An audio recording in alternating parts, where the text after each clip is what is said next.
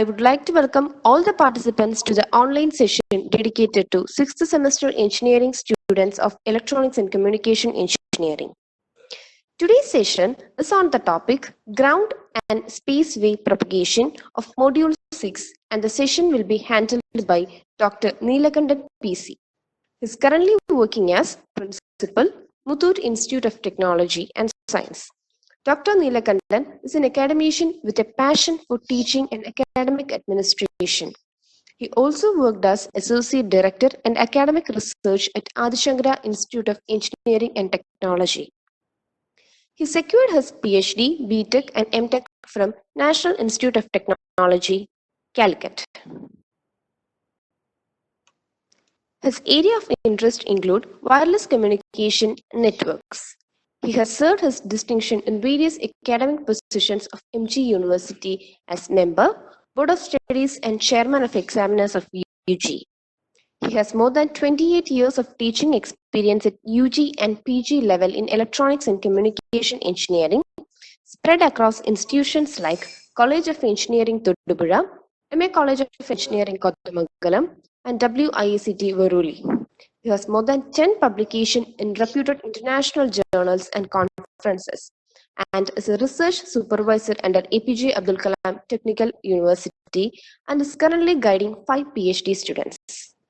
On behalf of ASAP, I welcome you, sir, to deliver today's session. Over to you, sir. Thank you, ma'am, for that introduction. Hope I'm audible.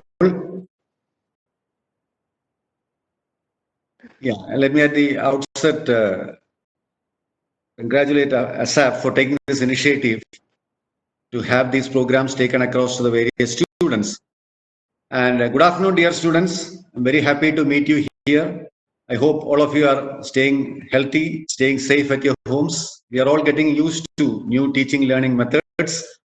So without wasting any time, let me go into the topic straight. Today, we'll be looking at the first of the lectures related to Module 6 in your course of Antenna and Wave Propagation. Today's lecture, I'll be concentrating on ground and space waves. And in a subsequent lecture, I'll be looking at what is called as sky waves and anomalous propagation.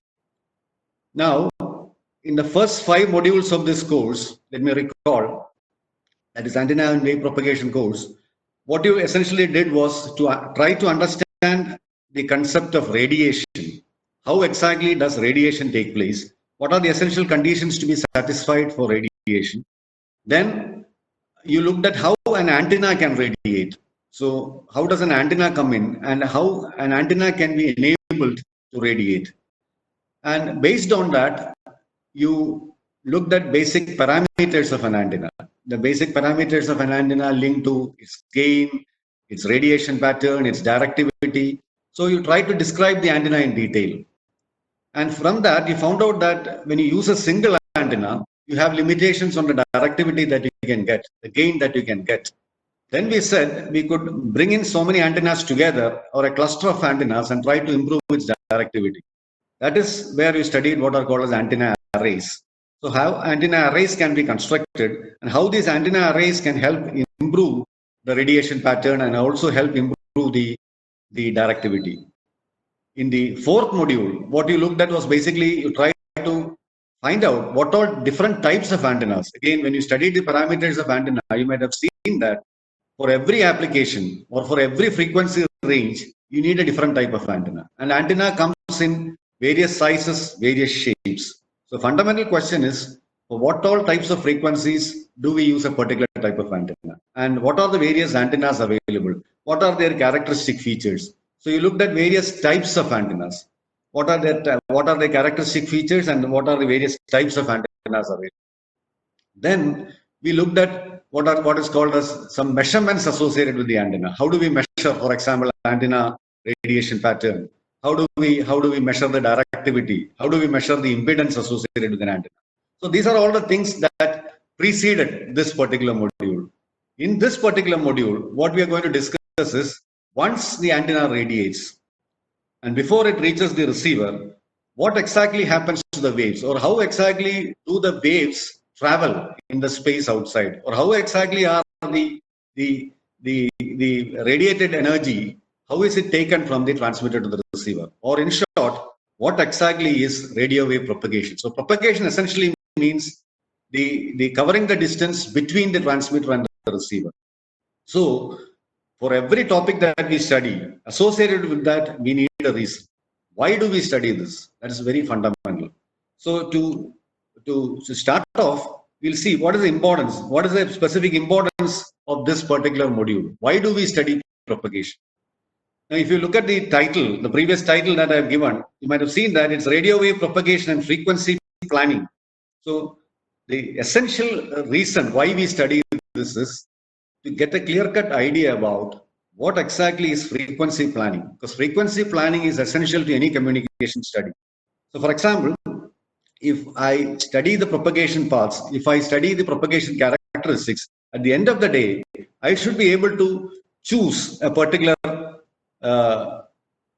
frequency or suggest a particular frequency for a particular application. So once I am confident about what exactly are the propagation methods, what exactly are the propagation characteristics, at the end of the study, I should be able to, if I'm given an application, I should be able to suggest an ideal frequency for a particular application. To give you an example, suppose I'm right now transmitting my video from sitting in Cochin, and I have a requirement given to me that I want to send this video signal to a place like Trichy. So the requirement given to me is a video signal. So once it's a video signal, I know exactly what is the bandwidth required. And then the distance between Cochin and Trichy, I know. So the distance is also given to me. So once these requirements are given, how exactly do I set up an effective transmission link or effective communication link? For setting up that, the fundamental thing that I have to decide is what could be the ideal frequency for that particular application.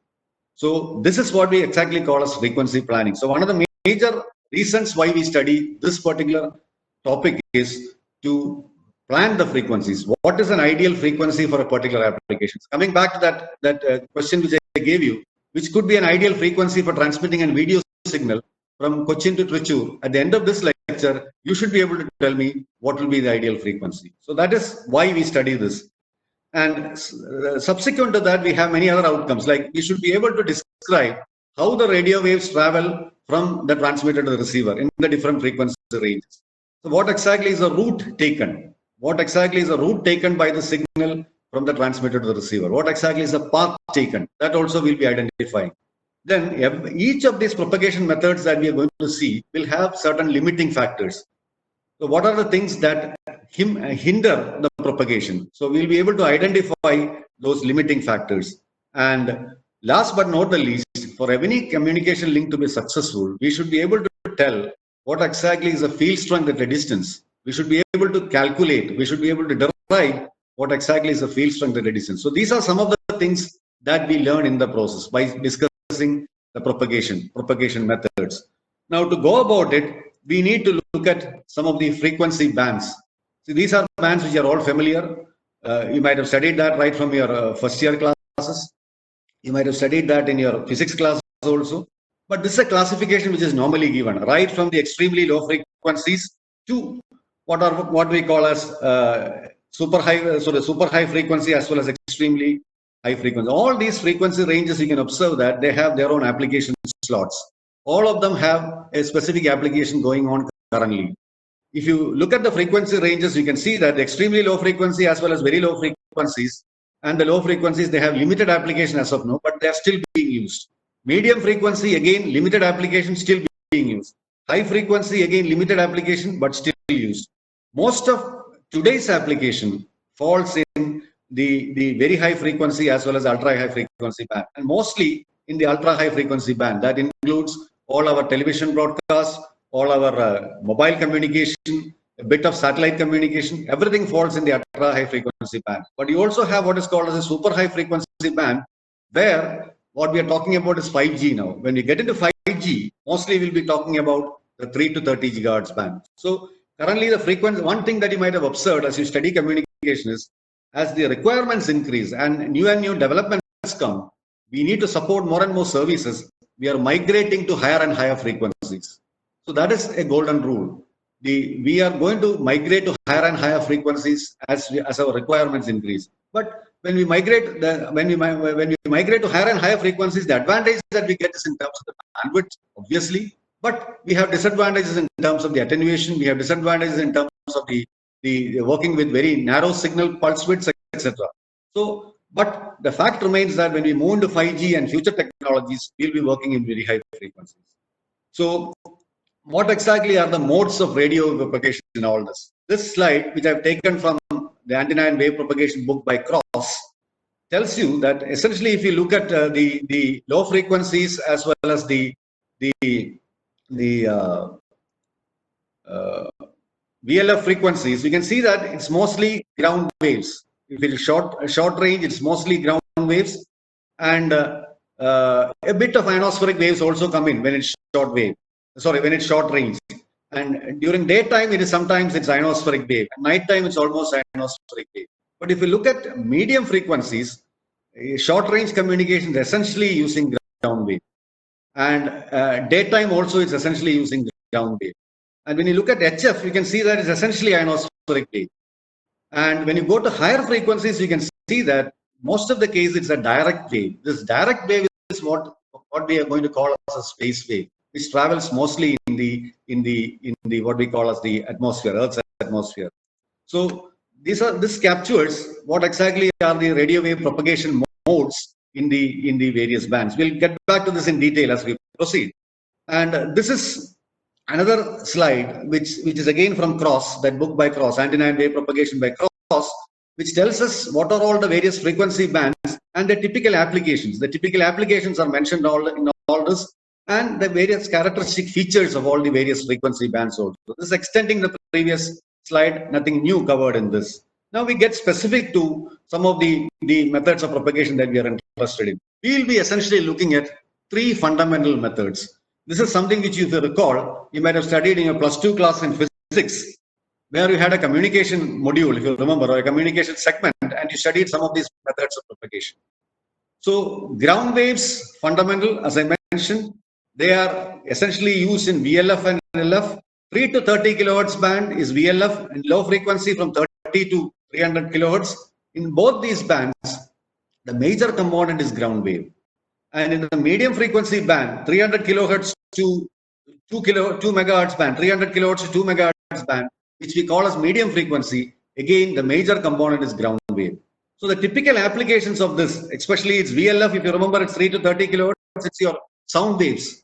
So these sound waves are widely used in underwater communications. For example, if you want to communicate with the submarine, this is the best choice. So you use audio waves there. And if you want, and this is a very important frequency band, which I've called as medium frequency. You can look at that. The medium frequency band from 300 kilohertz to 2 megahertz is where we have our AM radio broadcast. AM radio broadcast meaning all our AER stations, ranging from 525 kilohertz to 1625 kilohertz. All of them, the major component is ground wave propagation. Now, coming to space waves. When you talk about space waves, as I mentioned, the essential component of space waves, or the major component of space waves, is in the band exceeding VHF. That is between beyond 30 megahertz and mostly in what we call as the UHF, 300 megahertz to 0.3 gigahertz. So that is where, as I mentioned, most of today's communication happens. That is your FM radio. The commercial FM radio, you know, falls between 88 to 108 megahertz. Your TV broadcast channels fall within this band. Your mobile communication up to 4G falls within this band. So essentially, space waves are the ones which contain or which carry most of today's communication. And if you look at skywave, you can observe that the skywave, the frequency is essentially limited to HF. That's a big takeaway. The sky waves are restricted to high frequency. High frequency meaning 3 to 30 megahertz. 3 to 30 megahertz. So this is what we call as short wave radio. The frequency increases, the wavelength, as you know, the wavelength becomes less. So here we call it as medium frequency or medium wave. In skywave, we are going to call it as short wave radio. So short wave radio, many of you may not be familiar with short wave radio, but this was one which is very popular when television was not there, when the essential requirement was to transmit across large distances. You had Voice of America, you had British Broadcasting Corporation, BBC, all these services we could listen to in radio sitting at home. So essentially, skywaves operate between 3 to 30 megahertz, and they are shortwave radio. And as you might recall from whatever I've discussed so far, that this is range unlimited. We can reach larger ranges with sky waves. And another area where sky waves are suggested is again for amateur radio applications and things like that. So there is a clear distinction between the various types of propagation. Now we will go into this one by one, see their characteristic features, see the limiting factors, see the defining equations. We'll look at a typical ground wave problem. We'll look at a typical space wave problem today. That's how we are going to go about it. Now, this is the path. This is a clear indicator. This picture is a clear indicator. You can observe that the sky wave, as I mentioned, it leaves the transmitter here, goes up to the ionosphere, comes back. So by the time it comes back, one important takeaway from this is it has covered a lot of distance on the ground. So the fundamental logic here is, if I'm able to take up a wave up to this great height, which is typically ranging from around 50 to 300 kilometers above the Earth's surface, I'm able to take it up to that height. The advantage that I get is, once it comes back, I would have covered a larger distance on the ground. So sky waves are essentially range unlimited communication, if you look at it that way. And the other two things, the surface wave, we can see that it's almost very close to the surface of the Earth. That is why we call it as a surface wave or a ground wave. And the distance that can be covered with the surface wave is very limited. You can see that the wave is slowly dying down. So the range that you can get with the surface wave or a ground wave is limited. And the space wave, as again suggested, you can see that here, the transmitter and the receiver, it's a direct wave. It's a transmitter and the receiver looking at each other. You call it as looking at each other. We are later on going to call it as line of sight communication also. The space waves essentially happen in our atmosphere, and you can, by the diagrammatic representation also, one important takeaway is the space waves are also essentially range limited. So space waves are range limited, surface waves are range limited, sky waves are range unlimited. This is a clear picture of how exactly the propagation paths take place from the transmitter to the receiver in these three types of communication. Now, coming to ground waves. Now, we'll discuss, as I mentioned, ground waves and space waves in this segment. So, as the name suggests, ground waves, the main features of ground waves are, they are waves which glide over the surface of the Earth. They skim. It said that they skim the surface of the Earth. So, how does it enable propagation then? The Earth, you can think of the Earth as a leaky capacitor. What do you mean by leaky capacitor? That Earth has got a feature that it has got an ability to store charge momentarily for a point of time. And it's a leaky capacitor means it has got a resistance also associated with it. So we can say that these ground waves which are generated will induce a charge on the Earth's surface.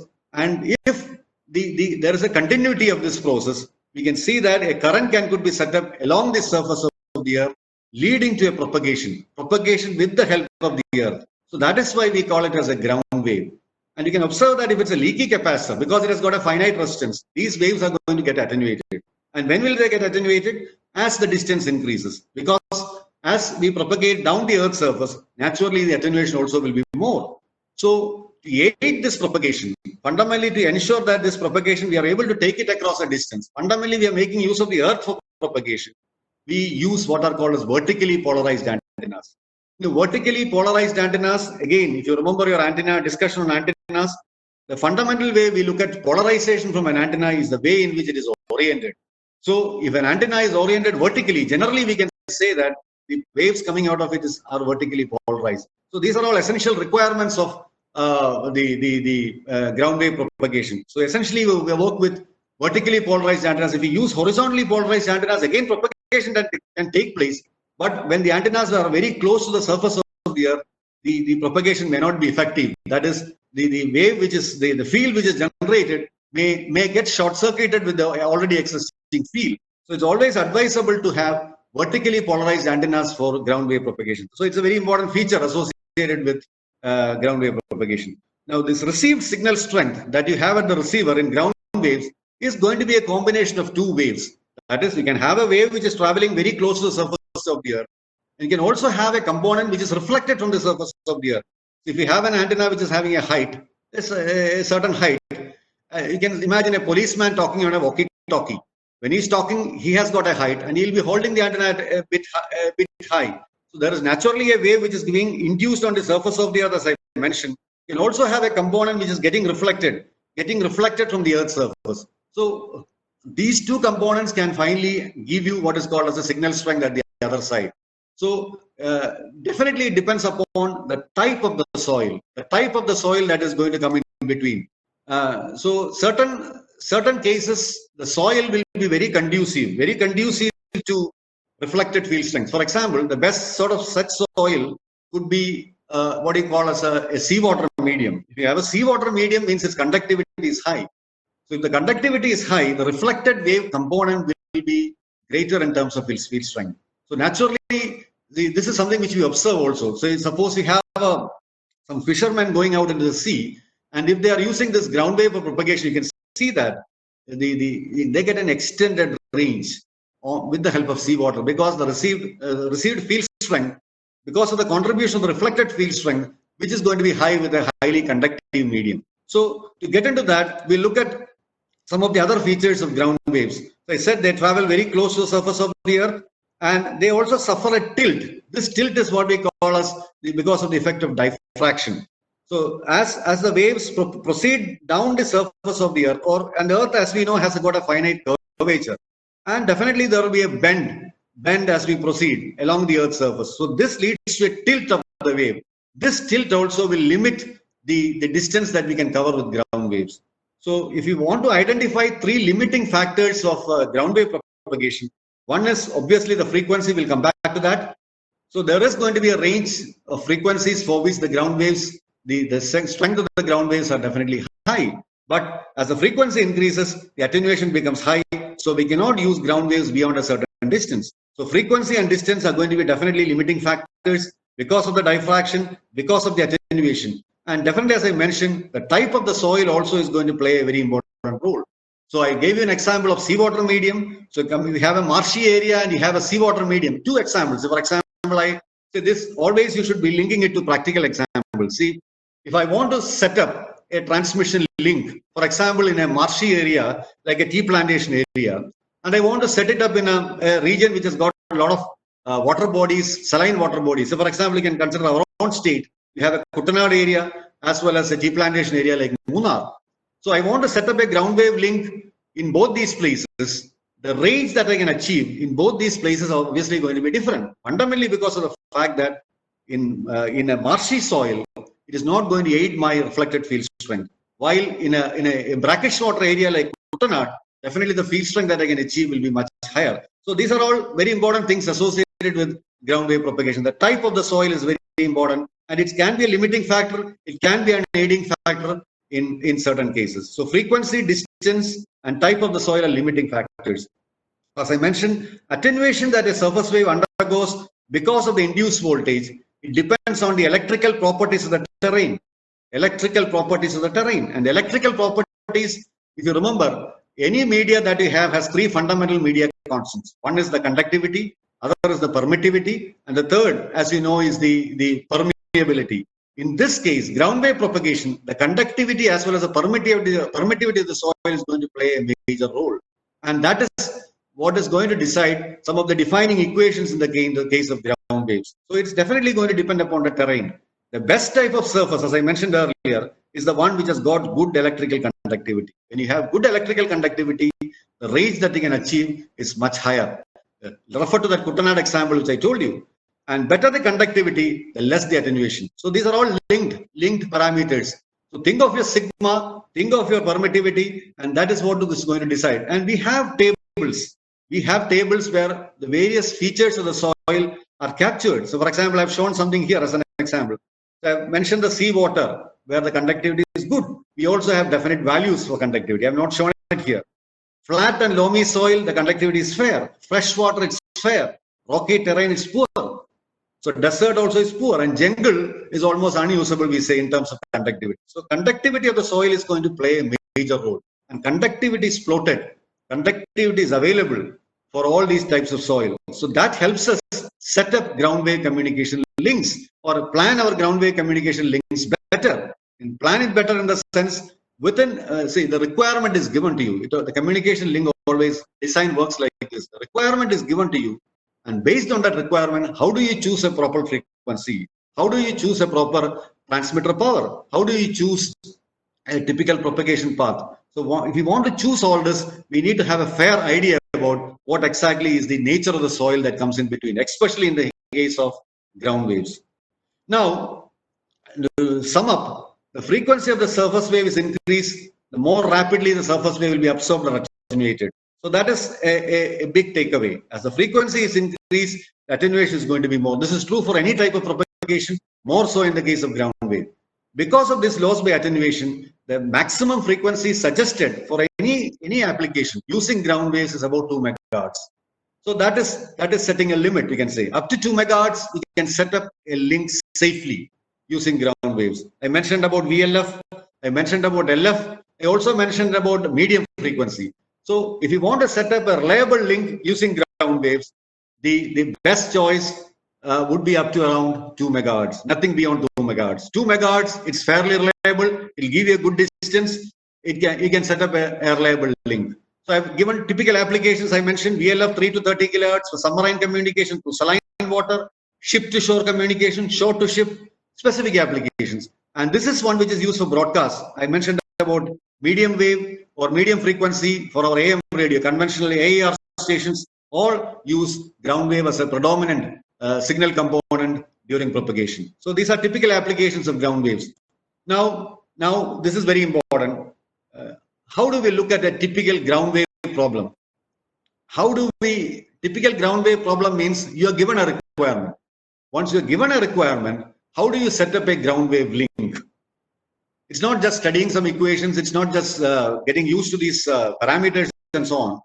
We should look at it practically also. So given a requirement, how exactly do you set up a link? For that, in ground waves, the interesting thing is that ground wave, most of the defining equations are empirical equations. Empirical equations, as different from derived equations or proven equations, is that they are mostly based on what are called as trial and error studies. So they have developed a set of ground wave equations which are empirical in nature. So I'll go through them one by one. The defining equations, the ground wave field strength in the case of a flat earth is important. We also have a curved wave component, but we'll restrict ourselves to a flat earth component because we are talking about mostly distances which are not that high. So we can assume flat earth for that distance. So we say the ground wave field strength is E0 A by D. E0 A by D. E0 is a very important parameter. E0 is something which you're going to refer to in space waves also. E0 is the field strength at unit distance from the transmitter or a transmitting antenna. Field strength at unit distance. This is going to fundamentally depend upon two parameters. One is the transmitter power. You can observe here transmitter power PT and the gain of the transmitting antenna. So this is very obvious. The field strength at unit distance from an antenna is going to fundamentally depend upon how much transmitter power we use and how much gain of the transmitting antenna we have. How effectively we are able to concentrate the radiations in the desired direction. So this, in fact, if you have an exact equation, you can say that E0 is equal to approximately root of 30 times PT into GT. Root of 30 PT GT. So as I increase my transmitter power, definitely the field strength will improve. If I increase my transmitting antenna gain, definitely the field strength will improve. But I have limitations. I have limitations on how much I can increase my transmitter power, how much I can increase my transmitting antenna gain. And what is A then? A is a very important parameter which is called as an attenuation factor. Here I've given an equation for that. But in a practical scenario, they normally work with what are called as ground wave attenuation charts. Ground wave attenuation charts. So this ground wave attenuation charts has A. This A plotted against various values of P. This P I have shown here is a numerical distance. You can see that it's a numerical distance. So A is plotted against P for different values of B. B is called as a phase constant. So this chart is available for different types of soil, different types of earth. So here I've given this A in terms of an equation. The alternative is to use a ground wave attenuation chart. Standard ground wave attenuation charts are available. I repeat, A is plotted against P for various values of B. So you can calculate A. Here I've given an equation which you can directly use. There's a numerical distance component, which is again a parameter which depends on a parameter called as X. X I will define here. It depends upon the distance. It depends upon the frequency or the wavelength. It depends upon the phase constant.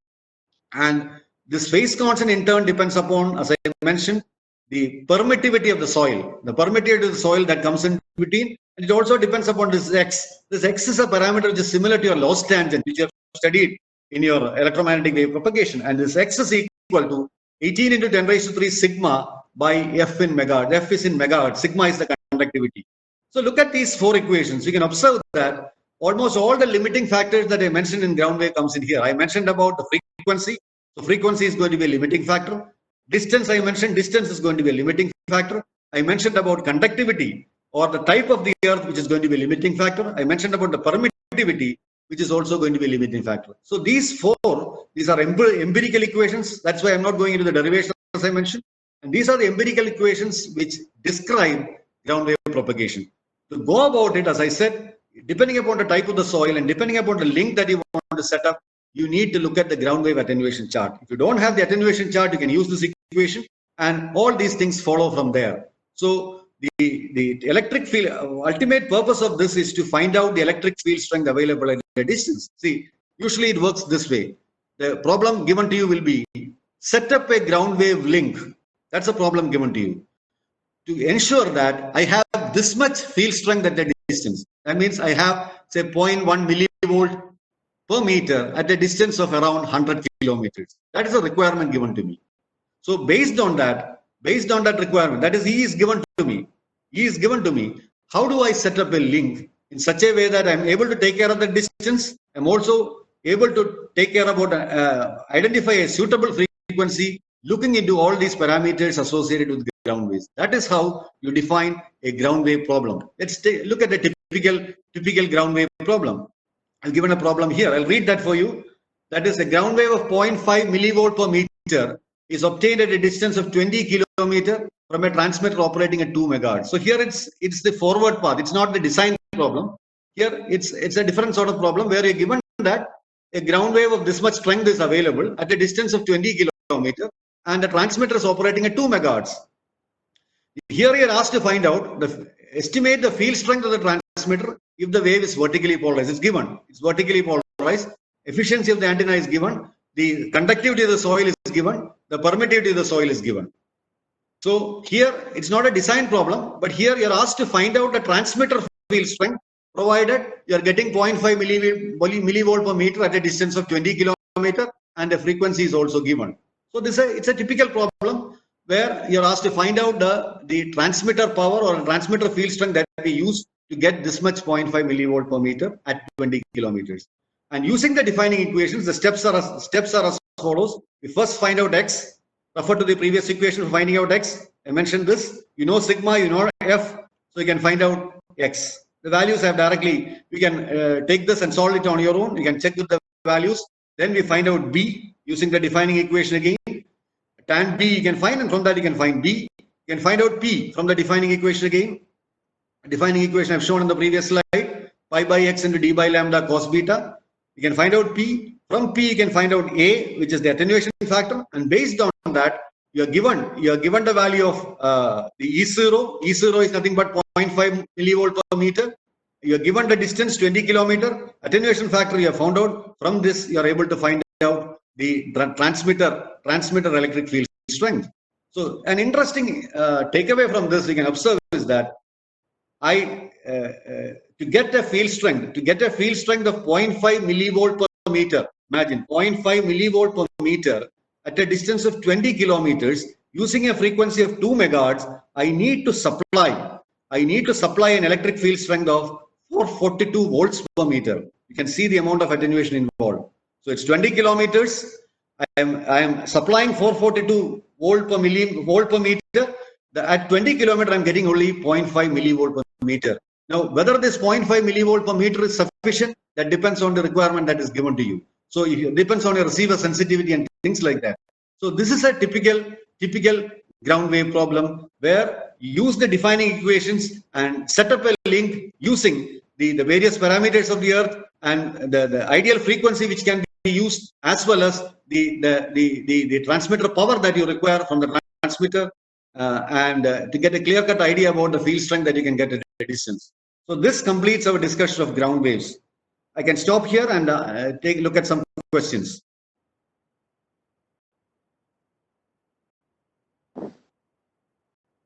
Hello, sir. Yes. So we have one question from Jayakrishnan K. Yes. Why amateur radio very high frequency is near 144 megahertz to 146 megahertz in most places? No. The current day amateur radios that we have don't exactly follow the ionospheric. This I will be addressing again when I discuss skywave propagation. The current amateur radios that we use don't exactly use the skywaves for propagation. So that 144 megahertz which you mentioned right now essentially use VHF. So when we use VHF, as we are going to see next, when we are going to discuss VHF next, the range that we can achieve is typically around 50 to 70 kilometers. So 50 to 70 kilometers means it's what is called as a line of sight distance. 50 to 70 kilometers aerial distance. So when we have many such amateur radios operating nearby, most of the requirements can be better met with the help of VHF. That is why they currently suggest VHF. The one which I showed when they started off with skywave propagation and so on, when they started off with amateur radio, they used to use skywaves so that you can get a greater range. But now, since we have a better network of amateur radio operators and so on, we can still we can go for VHF, which gives a much lesser range, much lesser range. Okay, sir. So you have one more question. For avoiding ground losses, which is the surface better is the surface conductivity, less is, we have options: attenuation, phase velocity, propagation constant, tilt angle. Pardon, it was not clear. So I'll repeat the question. For avoiding ground losses, better is the surface conductivity, less is, we have four options: attenuation, phase velocity, propagation constant, tilt angle. No, that is a multiple choice question. That's what you're giving me. Yes, sir. See, the fundamental thing is when we have a good soil, we call it as a good soil. Good soil means one which aids ground wave propagation. Now, how can it aid ground wave propagation? As I said, there can be two components: a component which is flowing along the Earth's surface, and a component which is getting reflected off from the Earth's surface. So, when you have a reflected wave component, one soil which is having greater conductivity will aid the reflected wave component, or will add on to the reflected wave component more compared to a less conductive soil. So when you have a higher conductive soil, naturally the attenuation will be less associated with the surface wave, so that you get a greater coverage and a greater field strength. Okay, sir. We have one more question from Femin Pisham. For underwater communication, are we using very high frequency? No. That is what I mentioned very clearly. For underwater communication, essentially we use what are called as sound waves. Sound waves, fundamentally because of the reason that the sound waves are less attenuated compared to high frequency waves. And sound waves, if you recall your discussion in your previous subject, that is your electromagnetic theory, the depth of penetration, when we use low frequencies, the depth of penetration into the ground also is better. And along with the fact that the medium that comes in between is saline water, if it is saline water, the conductivity is also high. But because of all this, when we use a specific link, that is, it's from a shore station to a submarine or a ship to a submarine, it's always advisable to use low frequency waves, which will be able to penetrate more, which will have less attenuation, and also with the fact that because it's conductive medium, it will also help that sort of propagation. Okay, sir. So can we continue this session? Yeah. So, thank you. So continuing, we can take more questions towards the end. Now we are going to look at what are called as space waves. Now, space waves, as I mentioned earlier, this is where most of today's communication takes place. When I say today's communication, all the present day frequencies that are currently of interest. I mentioned some of the frequencies already. I mentioned about commercial FM radio, all your commercial FM radio stations, whether it is your Radio Mango or your Club FM, that is falling within 88 to 108 megahertz. All your television channels, when they look at your TV stations, all these television stations on your television set are falling within this band. The mobile communication, starting from what we started off with 2G to 3G to 4G, all fall within 3 gigahertz. The one which is suggested for 5G also is going to be catered by what are called as space waves. So essentially, most of today's communication take place with the help of space waves. So this is something which is very important when we discuss propagation studies, because this is where most of today's communication is taking place. So as I mentioned, space waves are typically for VHF and UHF. You can see that the contribution of space waves become more when the frequency exceeds 30 megahertz. So when the frequency exceeds 30 megahertz, we get into VHF. It's essentially the contribution of space waves. So they travel mostly in the atmosphere, Earth's atmosphere. So applications I mentioned: FM radio, microwave communication, radars, satellite communication, mobile communication. Almost all of present-day communication happens with the help of these space waves. The other name, as I mentioned, if you remember that slide which I showed you earlier, you can see that it is a scenario where the transmitter and the receiver look at each other. When you say it's not physically looking at each other, looking at each other in terms of its what we call as a radio horizon. We call it as, in technical terminology, we call it as a line of sight distance. So space wave communication is also called as line of sight propagation. So essentially meaning that it is highly range limited. In the answer to the previous question, if you might recall, I've said a typical line of sight distance for a good atmosphere, a good Earth, is around 50 to 70 kilometers. 50 to 70 kilometers typical distance. Example, you can directly take from your FM radio itself. If you have an FM station, in Cochin, for example, say take the example of Radio Mango 91.9. So 91.9 is allocated to FM Radio Mango in Cochin. But the range that I can achieve, or the coverage that I can achieve for 91.9 Radio Mango will be typically around 50 to 70 kilometers. So say travel northward, say beyond Tricur, and southward beyond say Alapi or Kottayam, I will not be able to receive the radiation, which points to the fact that I can use the same frequency. I can allocate Radio Mango 91.9 to say Trivandrum station, which will not interfere because my range is limited. So these are all important things which you can relate to currently also. Again, another thing which you might have observed is if you are traveling from say Cochin to Tricur, and if you have a Tricur station also which is operating in the same frequency band, you can see that they interfere with each other. So these are all important things. So space waves are essentially line of sight limited or range limited, and typical line of sight distance I mentioned is 50 to 70. It's approximate 50 to 70 kilometers. They call it a standard atmosphere. Certain standard atmospheric conditions. There are anomalous methods whereby the range could be extended. I'm not referring to that. Standard atmosphere, it's typically 50 to 70 kilometers. And they occur within the lower 20 kilometers of atmosphere. That's very important. So most of the spaceway communication happens in the Earth's atmosphere. And as I mentioned, another very important feature of space waves is something which you again observe on a day-to-day basis. Almost all the mobile phone communication transmitters or your antennas are located atop towers. So you can see that space waves have two components. Almost all these antennas are located atop towers. So the advantage is that you get the advantage of the tower height. You also can observe that the towers are normally located atop buildings or located at a geographical area which has got maximum height. So it gets dual advantage. It gets the advantage of the tower height. It also gets the advantage of the location of the tower.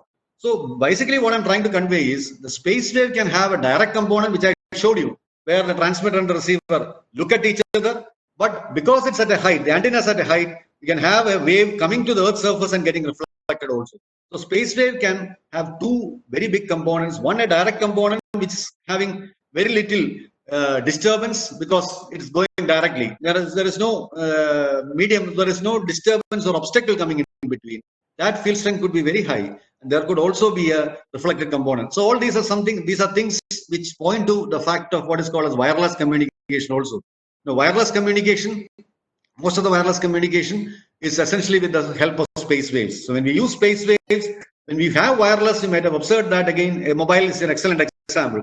You sit inside a room, or you are in a crowded locality, or you're inside an apartment.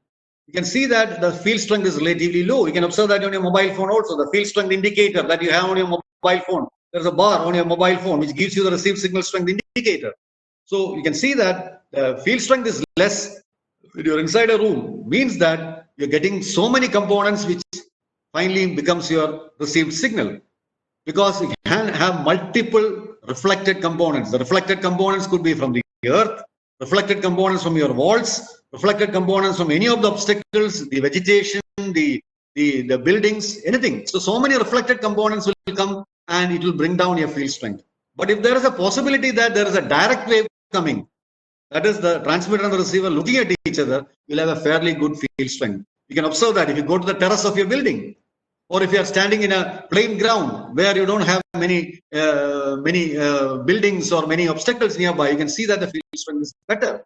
So the important takeaway here is space waves are going to be affected by what is called as multi-path propagation, where it can lead to multiple reflections from various obstacles that come in the path. Why that happens is because, as I mentioned, the space waves, they travel essentially through the Earth's atmosphere.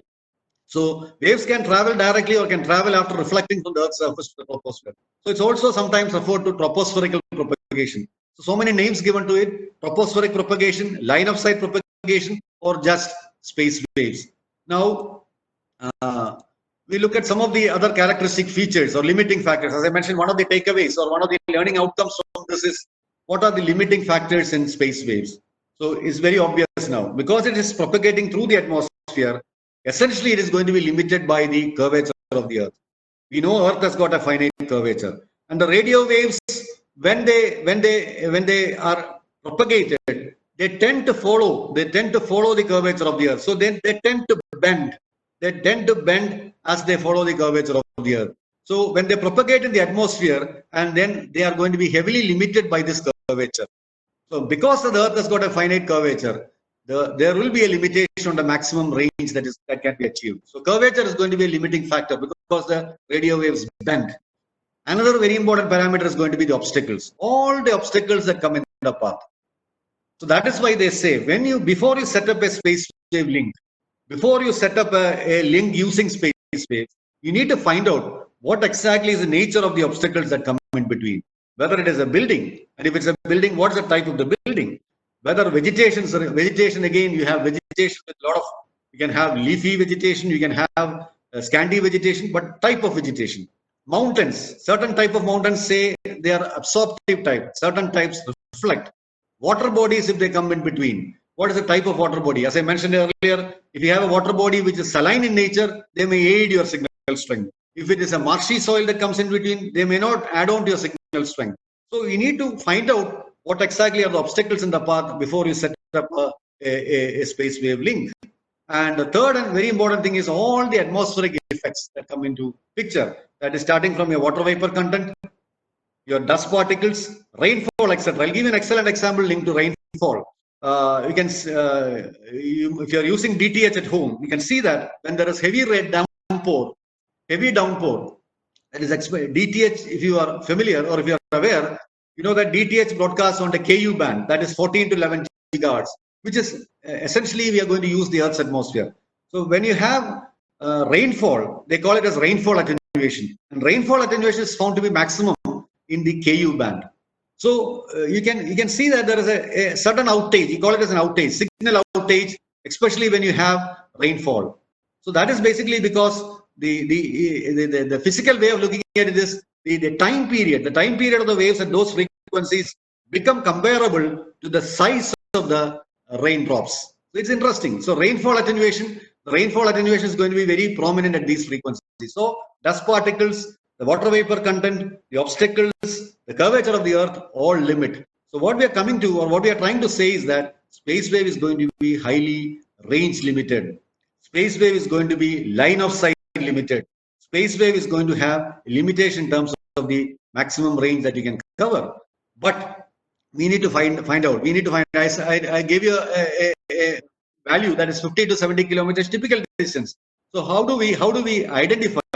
How do we identify what is a typical line of sight distance? I gave you that as an abstract value, 50 to 70 kilometers. But what does it depend upon? The total line of sight distance is equal to D is equal to twice root of 2RHT plus 2RHR. where HT and HR are the heights of the transmitting and receiving antenna. So this is a very important thing. That is a very important takeaway from this is that the heights of the transmitting and receiving antenna are going to decide the range. So higher the antenna, higher the transmitting antenna, higher the receiving antenna, I'll be able to achieve a better coverage using space waves. So HT and HR are going to play a major role in deciding my line of sight distance. And also you can see that the radius of the Earth, typically is 6,400 kilometers, and it varies. And the Earth, has got a bulge at the equator, and it's flattened at the poles. So because of that, we normally add a correction factor to this expression that we have derived, and we call it as 2KRHR, where K is normally what we call as a correction factor. So we take into account that bulge of the Earth also. There's a bulge. So to taking into account the bulge of the Earth, we arrive at a more appropriate formula for the line of sight distance, which is here. This is more simplified in the sense that I have removed that R. I have also taken into account that bulge factor. So this is D is approximately equal to 4.12 into root of HT plus root of HR. Where remember, very important, the answer that we get is going to be in kilometers. Answer is in kilometers, and HT and HR are to be substituted in terms of meters. So please be very careful. Go through these slides later on. You can work out some problems based on this. So based on this, if you typically substitutes for some values of HT and HR, you can see that almost all the line of sight distances will be typically in the range of 50 to 70 kilometers that we have. With the type of heights that we can give, the heights of transmitting and receiving antennas that we can give.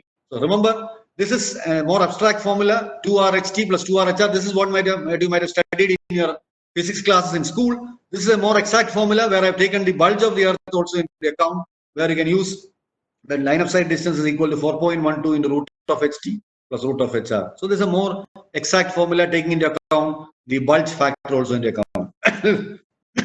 Now, they're coming to I'm sorry for that, a very important discussion on finding out the space wave field strength.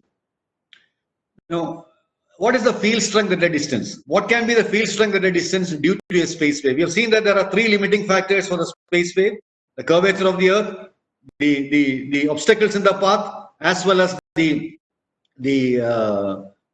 atmospheric effects. Along with that, do we have anything more? Do we have anything more to add on to the field strength? So that is what we are going to look at. So this is a typical space wave scenario. I've shown a transmitting antenna here, which is of a height HT. I've shown a receiving antenna here, HR, and this is a diagrammatic representative where I've chosen an array method to describe it so that my calculations become easier. Though we call it as waves, here we are referring to waves. Sorry, we are referring to rays to derive this space wave field strength. We can say that is an approximation of the actual the wave propagation. So, but this is convincing enough. The field strength that we get here is convincing enough for all our practical applications. So you can see that this is the layout that is used. There is a direct path and there is a reflected path. So based on that, you have a direct path length P1, a reflected path length P2, and this is what we call as a path length difference. Path difference, we call it as path difference. When you derived your array theory, when you discuss your array theory, you might have discussed this. You might have discussed what is called as a path distance and a phase distance. So this is what we are referring to is the P2 minus P1 is nothing but what we call as a difference in the path lengths. Difference in the path lengths. And by simple geometry, we can write an equation for P1 square. We can also write an equation for P2 square, which you can see that it depends upon the heights of the transmitting antennas. It also depends upon the distance. That is the distance of separation between the two. And going ahead, we can see that we want to find out the path difference. The path difference delta P is P2 minus P1. P2 minus P1, where this is P2, this is P1. I want to find out the path difference, which is delta P. From the path difference, the path difference I can simplify. Before that, I simplify the expression based on P1 square and P2 square and find out the path difference, which is equal to 2HT HR by D. 2HT HR by D. At home, you can sit and come to this particular equation, 2HT HR by D, which follows from those two equations which I given earlier. Now this path difference, now what does this contribute to? This path difference, we say it sets up a phase change.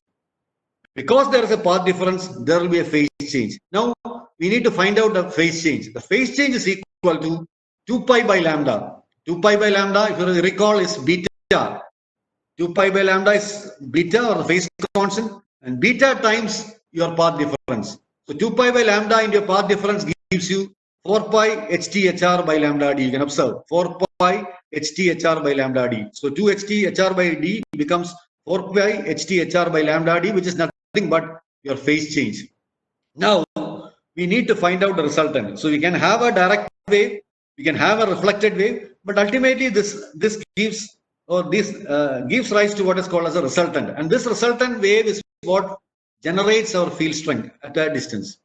So we need to find out an expression for this resultant field, the resultant field or ER, which is nothing but derived from the reflected wave as well as from the direct wave. And you can observe that there is an angle attached which we call as psi p, psi p, which is equivalent to your phase change. Psi p is nothing but your phase change. So basically, by using the cosine rule, we can write ER is equal to E1 times root of 2 into 1 minus cos psi p. I am writing it in terms of sine. So 2E1 sine psi p. Now, psi p, remember, is the phase difference. And phase difference we obtain from the path difference. Now, this E1 is nothing but that E0. E1 I can write it in terms of the E0, which I referred to earlier in the case of ground wave also. This E0 is nothing but root of 30 pt gt, or E0 is nothing but the field strength at unit distance. So you can see that I'm bringing all these together now. I'm bringing all these together now into my expression for the resultant field strength, ER, is equal to 2 E0 by d into sine 2 pi HTHR by lambda d. Now, we normally say the distances that we are talking about are normally much higher. Say distances will be normally in the range of kilometers, while the heights of transmitting and receiving antennas are in the range of meters. So if you look at this expression here, you can see that this is going to give you a very small value of sine theta if you take this as theta. So if theta is small, you can take sine theta is equal to theta. So I'll remove the sine. Sine theta becomes equal to theta when theta is small. Why? Because d is high and ht and hr are small. Okay, so that I can write a simplified expression for my field strength. I have shown this in red. ER is equal to 2 E0 by d into 2 pi HTHR by lambda d. This is the defining equation for my space wave. I repeat, 2 E0 by d into 2 pi HTHR by lambda d. Go back to that equation. You can observe that the received field strength is going to depend upon so many things. One fundamental thing is going to depend upon the distance. And you can see that it's inversely proportional to square of the distance, which is obvious. As the distance increases, the field strength will reduce, which is very obvious and logical also. It is inversely proportional to lambda, which again suggests that it's directly proportional to frequency. So what I'm trying to suggest is frequency is also going to be a limiting factor. Frequency also is going to be a limiting factor, and frequency is linked to attenuation again. Frequency, higher the frequency, higher is the attenuation. So frequency is going to play a major role. In addition to that, you can see that this is the important thing, which is a characteristic feature of space wave, is that the space wave field strength is going to depend upon HT and HR. That means the heights of transmitting and receiving antennas. That is why I said invariably for space wave links, invariably for space wave communication links, we mount the antennas at top towers, so that the tower advantage gives the height of the tower. When you mount it at top towers, we get the height of the tower advantage. You also mount the towers at top buildings or at top hills, so we get the advantage of the height above the Earth's surface. So the effective HT that you get will be the overall height above the Earth's surface. So HT and HR is going to play a major role in deciding my field strength. So the limiting factors, as I mentioned, so when I set up a link, I have to ensure that the limiting factors are taken care. That means I have to take care about the expected atmospheric effects. I set up a link between two places which I know. So I know the places. So if you are joining a mobile phone company in future, for example, you will be given a requirement that I have to set up a link using this particular frequency so that I achieve this much field strength over a distance of, say, 2 kilometers. So once the distance of 2 kilometers is given, and one fundamental thing that you have to do in spaceway communication is you do a site survey, so that you identify what all things come in between, and you know the atmosphere that comes in between. So based on all this, you can set up an ideal height. ideal heights for your transmitting and receiving antenna, so that you are able to achieve the objective of the field strength that is given to you. The field strength requirement is given to you. So that to meet that objective, what could be the heights of the transmitting and receiving? And also very important, what is the ideal frequency that you can use in that particular context also? So that is why I said the propagation studies clearly lead us to what is called as frequency planning. What could be the ideal frequency for a particular application? I repeat, what could be the ideal frequency for a particular application? So the derivation of the space wave field strength is quite logical. It's based on finding out the path difference. From the path difference, we find out the phase difference, and from the phase difference, we find out the resultant field strength from the reflected and the direct wave. And you can see that the reflected field strength depends upon these parameters that I have mentioned. Now we'll take a look at a typical space wave problem. This is what we did in the end of ground wave also. So a typical space wave problem. So you're given a requirement. And this is the question that I've taken is a university question which was asked around 1 or 2 years back. I'll read the question for you. A television transmitting antenna, you can relate to whatever I've said, mounted at a height of 120 meters. You can see the heights, 120 meters. Please try to visualize all this. 120 meters. 120 meters means definitely it will be mounted atop a tower. It radiates 15 kilowatts of power. Equally in all directions, azimuth angle and so on, at a frequency of 50 megahertz. You can see that 50 megahertz. 50 megahertz falls in our VHF. 50 megahertz is in our VHF. Calculate the maximum line of sight range. You can use the direct equation, which I said the more accurate expression is 4.12 in the root of HT plus root of HR. Then the field strength. This is very important. The field strength at the receiving antenna mounted at a height. So HR is given. Receiving antenna mounted at a height of 16 meter at a distance of 12 kilometers. So you are given the distance requirement. So at the distance required, at the distance specified, what will be the field strength? This is a clear indicator. A design problem works more the other way. The third part is design the distance at which the field strength reduces to 1 millimole per meter. So if it's a design problem, you are given, as I mentioned, at a distance of 2 kilometers, I need to have a field strength of 1 millimole per meter. So accordingly, decide all the other parameters. So that is the third part. So distance at which the field strength reduces to 1 millivolt per meter. So it depends on whether it is, you can look at the question, you can look at the marking. If its marking is high enough, you can go by the derivation steps, where you derive the LOS equation, as well as you derive the expression for the field strength, and then you can substitute for all these parameters, and that is how you solve this equation. I've shown it here. LOS distance is 2K. That K is that parameter which I mentioned, which is the correction factor. And for a good earth, we take it as 4/3. Substitute for R as 6,400. You can take the LOS distance as 4.12 in the root HT plus root HR, where HT and HR are meters. You get the distance D in kilometers. Be very, very cautious about the units.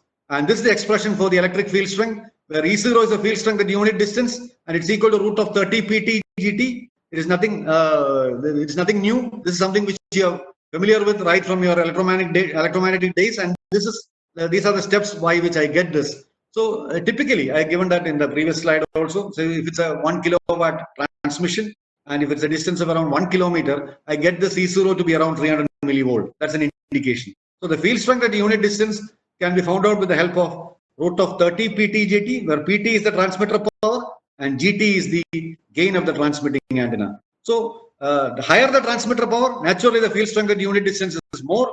Higher the gain of the transmitting antenna. Now, what is meant by gain of an antenna? This is something which I want to leave you with. The gain of an amplifier, we are all familiar. But the gain of an antenna is totally different in concept. The gain of an antenna is its ability to concentrate the radiation in the desired direction. So you might have again derived expressions for the gain or directivity when you discussed your antenna parameters. You said the gain is inversely proportional to the beam width. So narrower your beams, you are able to concentrate your radiations better. So if you can have an antenna structure by which you are able to concentrate the radiations, naturally your gain will be better.